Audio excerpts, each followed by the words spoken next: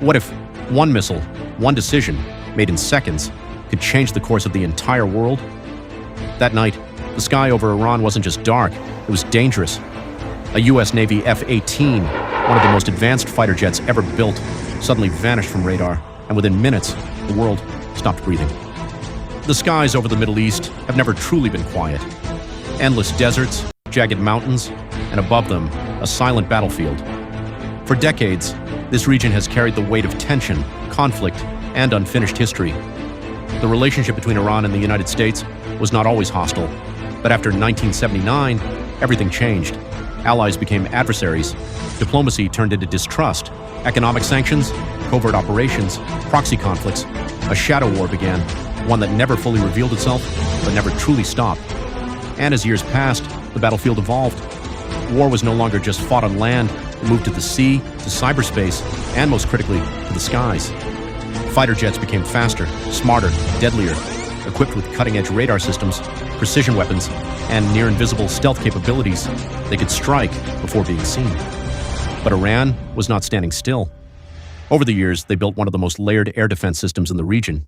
Radar networks, missile batteries, integrated detection systems, designed for one purpose: to see everything, track everything, and if necessary, destroy anything that enters their airspace.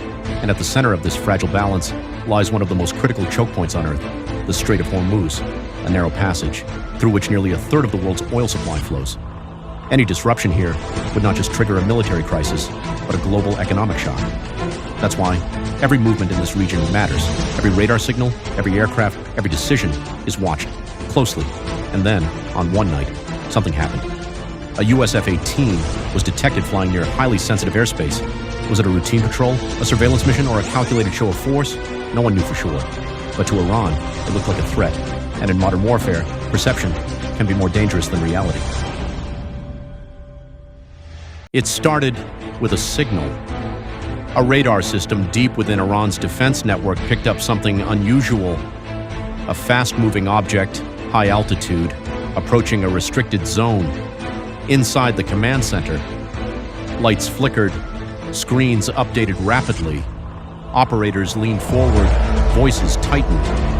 Unknown aircraft detected. Coordinates shifted. Identification systems searched, but returned nothing conclusive. Meanwhile, high above, the F-18 pilot continued the mission, calm, focused, surrounded by some of the most advanced avionics ever engineered. To him, this may have felt routine, controlled, safe, but he wasn't alone. He was being watched.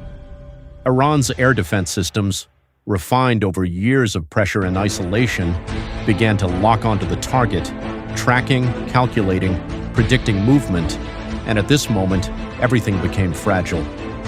Because in modern military doctrine, there is a razor-thin line between observation and engagement. Inside the Iranian command structure, a decision had to be made: ignore it or act. Seconds passed, but in those seconds, the weight of consequences grew heavier.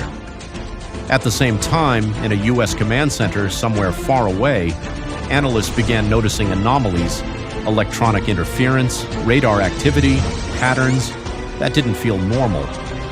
And slowly, a realization began to form: their pilot might not be safe anymore. And then, it happened. A command was given: short, clear, irreversible. Fire. A missile launched into the night sky, a streak of fire, cutting through darkness, moving at lethal speed. Inside the cockpit, alarms exploded, warning systems screamed, missile lock detected. The pilot reacted instantly.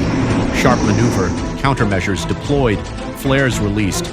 But the missile was faster, smarter, unforgiving.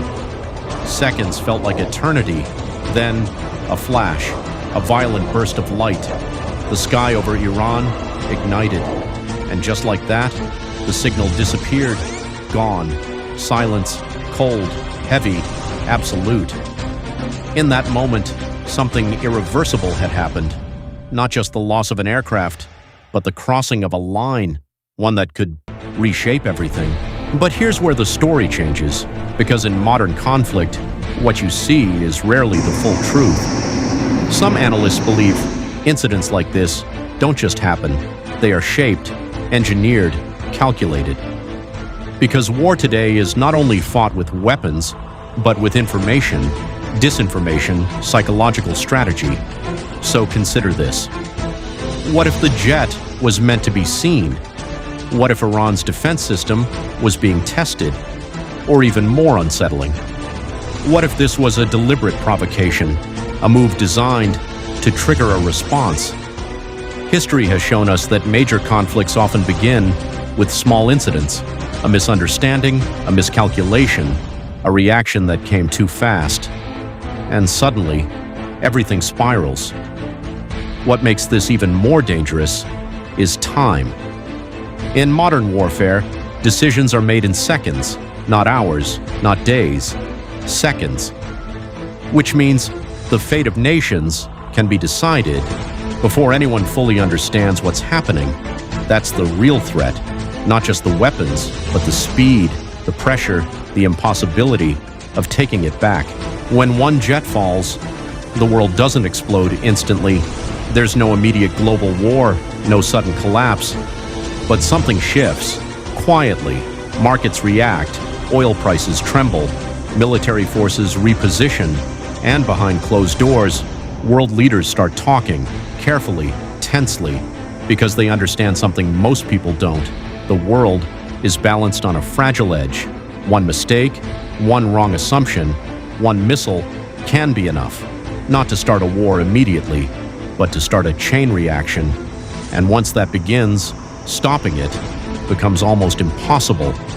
So the real question isn't who was right or who was wrong.